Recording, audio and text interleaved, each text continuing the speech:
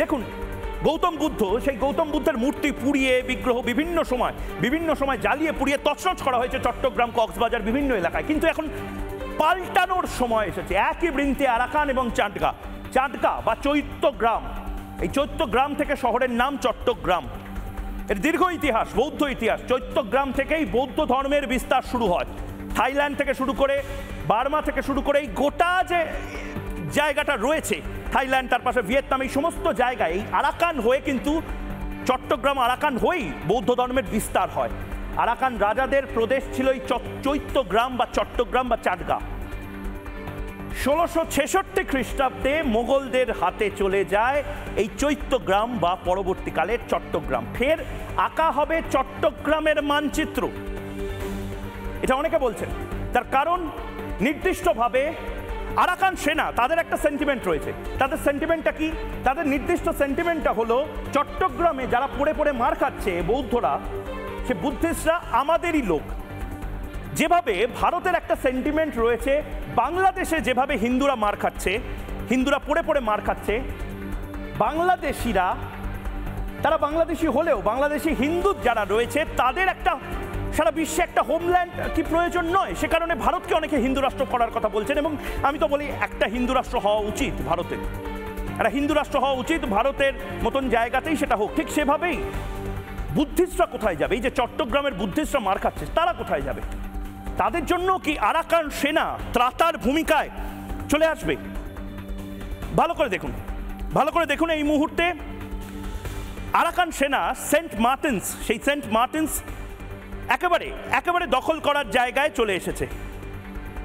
আমি সেই সমস্ত কিছু নিয়ে তারেক রহমানের কাছে যাব। উনি এই মুহূর্তে আমাদের সঙ্গে উপস্থিত হয়েছেন মোহাম্মদ তারেক রহমান, যুগ্ম সদস্য সচিব, গণ অধিকার পরিষদ। তারেক ভাই, অনেক অনেক স্বাগত। অবশেষে আমার এবং আপনার দেখা হলো। আমি ময়ূক রঞ্জন ঘোষ বলছি, সেই বিখ্যাত বা কুখ্যাত সাংবাদিক যে আপনার দেশে এই মুহূর্তে আপনাদের প্রেস কনফারেন্স করার কারণ। কিন্তু আমি তারেক ভাই একটা কথা আপনাকে প্রশ্ন করতে চাই, আপনাদের কি ভয় লাগছে? আরাকান আর্মির সাথে আপনারা যুদ্ধ করছেন না কেন তারেক ভাই?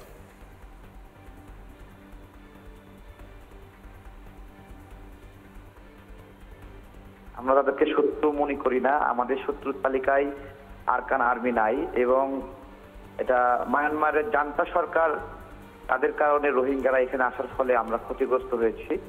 তো আরাকান আর্মি আমাদের শত্রুর তালিকায় নাই, যে কারণে আমরা তাদের সাথে যুদ্ধ করব। এবং মায়ানমার বাংলাদেশের যে একবারই সংঘাত হয়েছিল, সেই সংঘাতে তারা নাস্তানাবদ হয়ে এখান থেকে ফিরে গিয়েছিল।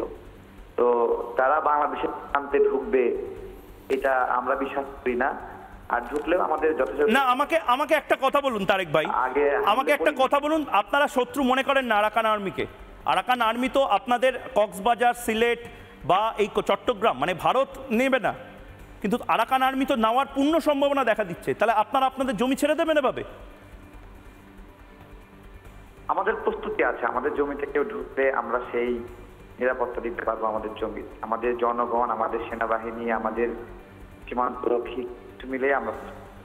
তো অনেকে তো বলছে ইতিমধ্যে ঢুকে পড়েছে টেকনাফ অঞ্চলে, তো ইতিমধ্যে অনেক আরাকান আর্মি, তারা তো ইতিমধ্যে তারা এটা হলো, হ্যাঁ ওইটা হলো আপনার হলো ভারতের গণমাধ্যমে ঢুকে পড়েছে।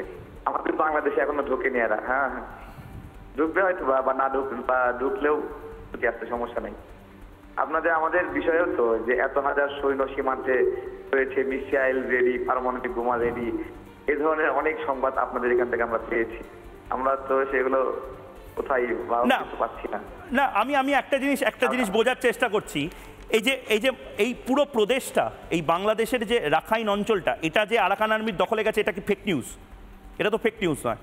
কক্সবাজারের যারা মানুষজন, তারা বলছেন যে তারা বোমার শব্দে ঘুমাতে পারছেন না, এটাও তো ফেক নিউজ নয়।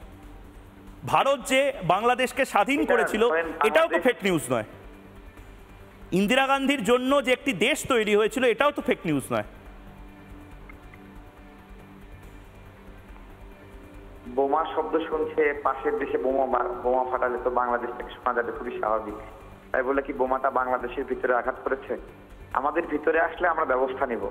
ও মানে আপনাদের এটা তো ওই কালী পুজোর মতন তারিক ভাই, তা কালী পুজোর মতন মানে আপনার বাড়ির সামনে কেউ একটা দোদমা ফাটিয়ে গেল, চকলেট বোম ফাটিয়ে গেল, আপনি কিছু করবেন না, আপনি আওয়াজটা শুনতে পাচ্ছেন, আপনার বাড়িতে জানলা দিয়ে চকলেট বোমটা ফেলতে হবে, তখন আপনারা কিছু করবেন। বাহ, এটা ওদের সাহস নাই, এটা ওদের সাহস নাই। আচ্ছা এইটা তো ওদের সাহস নেই, এটা তো ওদের সাহস নেই, কিন্তু আমি আপনারই একটা বাইট, আপনি খুব জনপ্রিয় হয়েছেন ভারতবর্ষে, আপনারই একটা বাইট আমি শোনাতে চাই, সেখানে আপনি ভারতকে তাহলে কেন হুমকি চুমকি দিচ্ছেন? ভারত আপনাদের কি করলো একবার শুনুন। মাঝে মাঝে বলি না 26 লাখ ভারতীয়, এগুলো কোথায়? গতদিন স্বরাষ্ট্র দপ্তর থেকে বলা হয়েছে 10 লাখ বিদেশি বাংলাদেশে অবৈধভাবে কাজ করে। এটা কি আমেরিকানরা অবৈধভাবে কাজ করে? রাশিয়ানরা কাজ করে? কারা কাজ করে? ভারতীয়রা কাজ করে। একটা একটা করে ইন্ডিয়ানকে ধরে লাথি মেরে ইন্ডিয়ার সীমান্তে ঢুকাই দিয়ে আসতে হবে।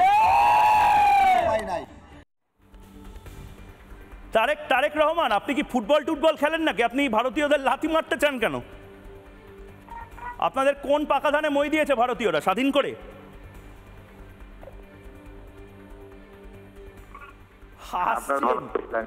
হাসছেন আপনি, হাসছেন কেন?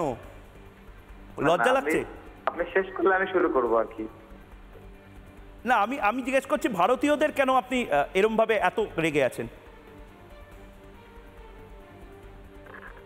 জি, এই যে দেখেন, আমরা বাংলাদেশ নামে একটা রাষ্ট্র, আপনারা আমাদেরকে নিয়ে এত সংবাদ করছেন, এত ঘাটাঘাটি করছেন, এটা আমাদের জন্য, আমাদের জাতিসত্তা, আমাদের সার্বভৌমত্ব, এগুলোর জন্য বিব্রতকর। আমি শুনতে পেলাম না তারেক ভাই, আমি শুনতে পেলাম না কি বললেন? এটা আপনাদের জন্য থ্রেট? জি, থ্রেট। ময়ূক রঞ্জন ঘোষ যদি 8 কোটি মানুষের জন্য থ্রেট হয়ে যায়, এর থেকে বড় কমেডি হতে পারে না। আপনারা কি শীতকালে কমেডি সার্কাস দেখাচ্ছেন? বাংলাদেশে এখন সার্কাস হচ্ছে? কি হচ্ছে দাদা? আপনারাই তো দেশকে এগিয়ে নিয়ে যাবেন, আর আপনারা এরকম করছেন। আপনাকে কমেডি মনে করে? হ্যাঁ, কি মনে করেন? আমাদের দেশের মানুষরা আপনাকে কমেডি মনে করে। কমেডি? আমি কমেডি তো হতে পারবো না, কমেডিয়ান হতে পারি, সেটা আলাদা বিষয়, কিন্তু আপনাদের হাসির কারণে যদি আমি হই, কিন্তু আমাকে একটা কথা বলুন, কমেডিয়ানের জন্য যদি আপনারা ঠকঠক করে কাঁপেন, এটা তো ভুল। আপনারা আমাদের কে নাই? আমি আপনার ভয়ে এখন কাঁপছি। হ্যাঁ, আপনার ভয়ে আমি এখন কাঁপছি। কাঁপছেন? কাঁপবেন না, আপনি উত্তরটা দিন। আপনারা কি অকৃতজ্ঞ? অকৃতজ্ঞ আপনারা? আপনাদের জন্য ভারত কি না করেছে? আপনারা কেন কেন কেন ভারত, মানে ভারতের সাথে আপনাদের সবচেয়ে বড় বাংলাদেশের বর্ডার, ভারতের থেকে সবচেয়ে বেশি আপনারা ইম্পোর্ট করেন, আজকেও আলু, চাল, এই সমস্ত কিছু ইম্পোর্ট করছেন, তারপরে ভারতকে আপনারা এরমভাবে গালমন্দ করছেন, বলছেন যে লাথি মেরে দেবো, এই মেরে দেবো, ওই মেরে দেবো। আপনি কি ফুটবলার নাকি? মারাদোনা, পেলে, মেসি?